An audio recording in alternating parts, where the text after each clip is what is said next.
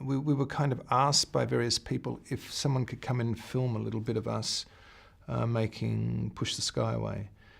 I think what really happened was that we extended this idea so that Iain and Jane could come into the studio with us and film everything. And this really came out of a friendship with them, in that we could bear having these two people in the studio with us. After some deliberation, we decided we would allow them to film everything. And in the process, they recorded some really amazing footage of a record being made. The film really came out of that initial footage of how we could do something with this stuff that they'd filmed and do something that was original with that. They put forward a kind of a storyboard, I guess, of a film that could be made around this footage. And it was really impressive. It was really different, very strange. It was really that storyboard that won me over to the idea of actually making a film that was like a Nick Cave documentary, which was something that I had no interest in doing before that.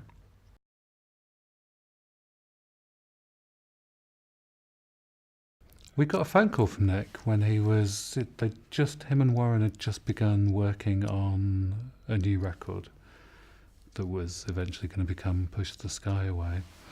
And Nick called and said, look, we're going to start working on this, and we thought maybe you guys could come and film some stuff.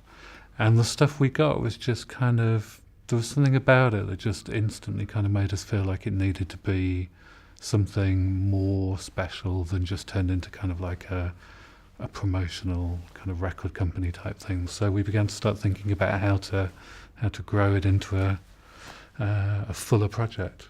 We discussed the kind of film we want to make through understanding the kind of films we didn't want to make.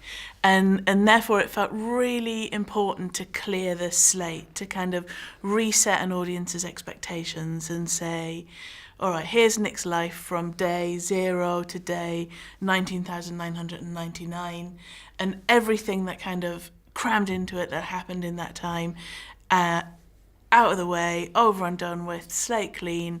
Now we can make the film we want to make. It's that idea of a journey and of understanding where you are in that journey. And I think the two journeys we've got going is from waking to not being able to sleep, and from the initial chords, thoughts of a song through to performing it in front of thousands at Sydney Opera House. You know, those two, you kind of need to know where you are with those journeys when you're watching it, without the need for captions. You know, I think that all of those trappings of conventional documentary, we were incredibly determined not to have to rely on them.